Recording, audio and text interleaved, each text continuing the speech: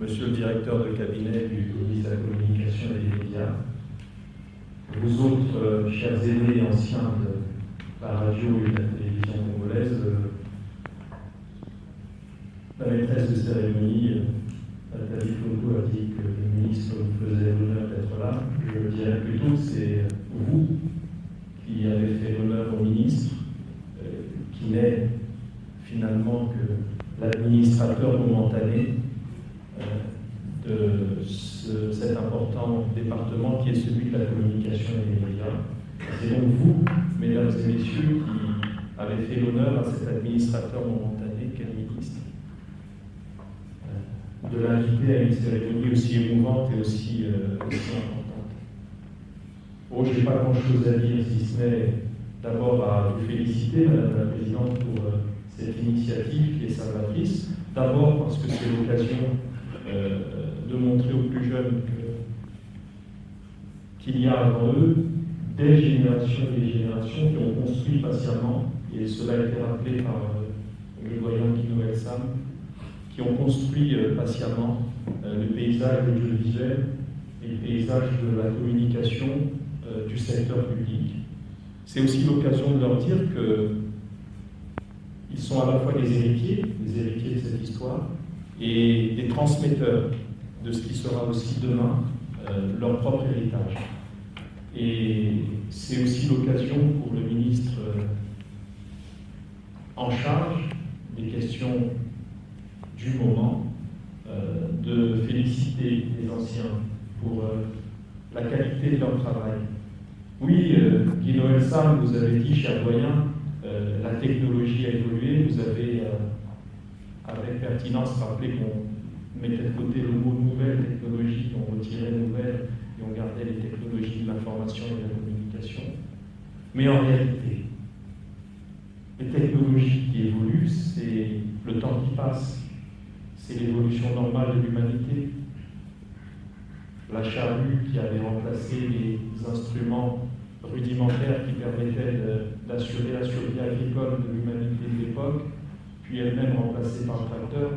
De même là, nous avons le Nagra dont on a parlé tout à l'heure, ou les caméras de plusieurs kilos qui faisaient ployer les techniciens sous leur poids. Et aujourd'hui, nous avons cette miniaturisation qui est liée au numérique. Mais au fond, est-ce que le métier a changé? Non, le métier n'a pas changé. Est-ce que les conditions d'exercice du métier ont évolué? Oui, pour l'environnement technologique, mais non sur les contraintes, sur les éléments profonds que sont la déontologie, vous l'avez rappelé, que sont la nécessité de la rigueur, et à vous entendre, chacune et chacun qui vous êtes exprimés. Je rappelle aux plus jeunes qui sont dans la salle que la fierté d'une télévision et de l'audiovisuel public, c'est la qualité. Ce qui doit différencier l'audiovisuel public du privé, dont la vocation pour le privé est la recherche prioritaire du profit, et donc de la mise en ligne, de la mise à disposition de programmes peut-être un peu plus racoleurs, peut-être un peu plus commerciaux. La fierté du service public, c'est la qualité, c'est l'universalité, c'est le caractère fédérateur. J'y ajouterai un point qui me tient à cœur, je le dis au directeur général, le directeur général Ondélé André, c'est aussi, quand j'entends les anciens, c'est aussi une époque bénie où on parlait français correctement. J'y tiens, je le dis pour la deuxième fois après les 56 ans de Télécongo que nous avons symboliquement fêté ici. J'invite les plus anciens, là également. On a parlé tout à l'heure de 12 mois de circuit fermé, c'est comme ça que vous appelez dans votre jargon technique. Je crois que nous devrions rebâtir les choses autour de cette tradition qui me paraît salvatrice. Il est difficile parce qu'on s'exprime devant des centaines de milliers de compatriotes avec la pression nécessaire. Regarder une caméra en se disant que derrière il y a toute la République qui nous observe, ça peut inhiber, ça peut dérouter, ça peut désorienter. Il faut donc un certain nombre d'outils à acquérir, qu'on n'acquiert pas forcément seulement par la formation initiale, mais qu'on acquiert par l'immersion dans l'outil et grâce à l'outil. Et donc j'invite Monsieur le Directeur Général, là également, à remettre sur pied, et probablement, je le souhaite en tout cas, avec l'assistance, l'aide et l'expertise de nos plus anciens, ces dispositifs qui ne nous coûtent pas un franc. Quelle que soit la situation de crise que nous vivons, je crois qu'on peut rétablir, rebâtir ces formations continues de manière à faire que ceux qui prennent l'antenne sur l'audiovisuel public se rendent dignes de cette condition que je viens d'énoncer qui s'appelle la qualité. Il y a évidemment d'autres critères. L'audiovisuel public, c'est aussi la présentation personnelle, la posture que nous avons à l'antenne. On a parlé de la radio. La radio, c'est essentiellement le métier de la voix. Donc une voix posée, bien timbrée, avec une articulation qui soit une articulation cohérente, correcte. On a fait ici avec Zendel ce petit exercice de Jésus chez Lassé. Donc, c'est une exigence d'élégance vis-à-vis de ceux qui écoutent pour la radio, l'oreille, ou ceux qui voient. Je parle de la posture et de la présentation pour ceux à la télévision qui regardent ceux qui officient pour le bien de tous. C'est aussi des petites règles qui me paraissent essentielles, toujours en matière de qualité. J'apprécie le tutoiement en privé. Je considère que le tutoiement est un acte de socialisation tout à fait normal. Mais je suis souvent assez gêné d'entendre des journalistes se tutoyer à la télé. Là également, je crois qu'on devrait, dans le cadre de ce que vous avez appris, alors ce training là, de 12 mois, ce circuit fermé, on devrait réapprendre à nos jeunes officiants toutes ces règles. Comme disait l'Ecclésiaste, rien de nouveau sous le soleil. La technologie peut remplacer, se succéder, et elle continuera autant que le monde évoluera. On a aujourd'hui une technologie qui nous paraît être la pointe du progrès, et dans 20-30 ans, vos successeurs et ceux d'entre vous qui seront les doyens de l'époque ricaneront un peu quand ils entendront qu'à cette époque, les moyens qui paraîtront à ce moment-là des moyens obsolètes, voire préhistoriques, que ces moyens-là étaient la pointe de la technologie du moment. Donc je crois que nous devons, Madame la Présidente, Mesdames et Messieurs, chers doyens, faire preuve d'humilité et considérer que le progrès technologique n'est plus une condition d'amélioration du travail, mais la nature du travail reste la même. Et c'est en ça, chers doyens, que vous ne serez jamais ce que certains qualifient de vieilles gloires. Non, vous êtes des gloires éternelles. C'est-à-dire des gens qui, quelle que soit l'époque, aujourd'hui, et même dans quelques années, continueront à nous donner, à donner à tous ces professionnels, ceux du moment et ceux à venir, eh bien, tous les rudiments et les outils qui permettront à ceux-là de remplir dignement leur fonction de technicien, de journaliste et d'agent du service public de l'audiovisuel. Donc je voudrais pour ça qu'on vous applaudisse.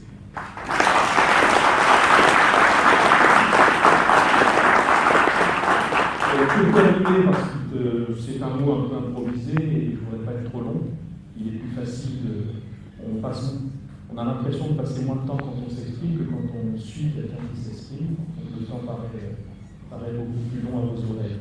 Je voudrais conclure sur les quelques préoccupations contemporaines qui ont été évoquées par notre doyen Guy Noël Sam sur notre séminaire il y a quelques années sur les programmes et sur ce qu'il a estimé être le verre à moitié vide. Bon, on peut prendre les choses en disant, quand on est optimiste, et c'est le rôle du ministre d'être optimiste en tant que manager, je parlerai du verre à moitié plein.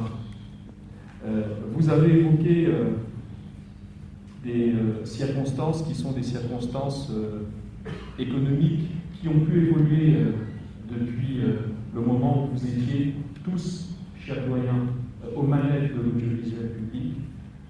Les conditions sont les suivantes aujourd'hui. Il y a d'un côté une facilitation avec l'arrivée du numérique à l'offre, à la production. Et ce qui va être notre défi commun, c'est qu'avec l'arrivée du numérique, nous allons pouvoir réduire les coûts de fabrication et favoriser ce que vous avez tous appelé de vos vœux, c'est une production locale et originale. Ce qui est rendu difficile aujourd'hui pour des raisons financières bien évidentes que je n'ai pas besoin de rappeler. Eh bien, l'arrivée du numérique, ce n'est pas seulement ce saut technologique que nous allons avoir, c'est aussi la capacité d'avoir une offre de production locale qui sera de moindre coût. Et donc je vous invite, chers doyens, à nous aider à mettre en place ces structures de production locale pour que notre télé, souvent incapable d'acquérir des programmes, j'entendais tout à l'heure le doyen Dino Elsam parler de Dallas, pour les plus jeunes qui peuvent être dans la salle, c'était Dallas, la série qui faisait le buzz, pour employer le terme de la jeunesse d'aujourd'hui. J'imagine que le coût d'achat ou les capacités que vous avez pu avoir pour diffuser cette série, qui était mondialement la série du moment, ce coût devait être prohibitif, ou en tout cas vous avez fait preuve d'ingéniosité pour acquérir cette série. L'État congolais, la télé, l'audiovisuel public congolais ne sont pas forcément aujourd'hui outillés pour cela, mais nous devons faire des efforts pour rendre notre grille de programme un peu plus attractive. Et je disais que les conditions économiques ont changé. Vous savez comme moi que le marché des programmes au niveau africain comme au niveau international font des programmes, qu'ils soient des documentaires, des films, des séries, des tranches d'animation jeunesse, sont des produits économiques et financiers dont le coût est prohibitif et qui font qu'aujourd'hui Télé Congo, dans sa configuration du moment, n'a pas les moyens d'accueillir. Nous avons, à mon arrivée au ministère de la Communication et des Médias, il y a quelques 3 ans et demi, engagé des discussions avec les grands opérateurs fournissant ce genre de programme. Nous avions l'intention d'acquérir des programmes culturellement plus proches de nos préoccupations et de nos réalités d'Afrique centrale. Nous avions donc commandé ces programmes et la situation financière qui s'est rapidement dégradée a contrarié ce projet et qui pour nous reste un objectif majeur. Mais on ne va pas rester là au pied en attendant, comme on dit, Godot. On va tenter ensemble de faire ce qui ne coûte pas d'argent ou qui ne coûte pas trop d'argent et qui excéderait le moyen du moment.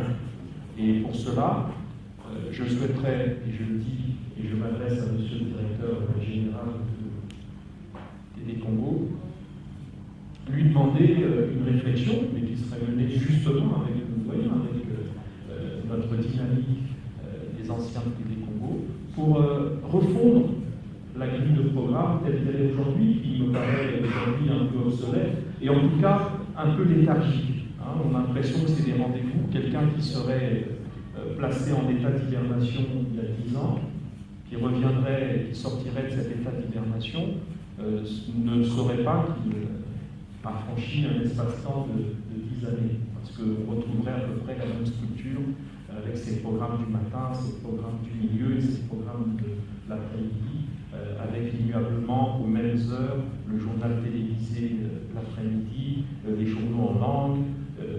Bon, je crois qu'il faut refondre tout cela et tenir compte à la fois du rythme renouvelé de la vie professionnelle et sociale de nos compatriotes, parce que c'est dans la sociologie et les habitudes des gens qu'on peut rapprocher les médias publics de cette sociologie et ces habitudes. Donc il va falloir que nous réfléchissions à ça. Et à titre personnel, je souhaiterais que nous renforcions deux axes qui me paraissent insuffisants, notamment sur Télé Congo. C'est une véritable grille d'information. Pas seulement le sempiternel rendez-vous de la grand-messe de 20h du journal télévisé, qui est un rendez-vous incontournable, mais on peut faire de l'information crédible sur d'autres tranches. Je vous l'avais déjà dit, et je pense que vous vous êtes penché déjà sur cette priorité, avec aussi l'arrivée de débat, d'édition disons, qui permettent la confrontation des idées. J'ai parlé, et je dis deuxième type de programme qu'il faut renforcer, les programmes de société. On ne mange pas, on ne vit pas, et on ne parle pas que de politique. Il faut aussi parler des vrais sujets qui sont ceux de la vie quotidienne. Et il faut des tranches le matin, dans la journée, qui permettront d'évoquer des sujets liés à l'économie, liés à l'évolution du temps, la culture, les évolutions technologiques. Ce sont des choses qui nous paraissent propres à ramener nos compatriotes vers Télé-Congo et vers le Congo. Parce que pour être l'audiovisuel public, il faut être diversifié et fédérateur. Et donc nous allons ensemble réfléchir à tout cela et espérer que malgré la conjoncture, nous puissions mettre en œuvre une partie de ce programme avant que nous soyons chassés par le prochain administrateur temporaire du département de la communication et des médias. Et je vous remercie.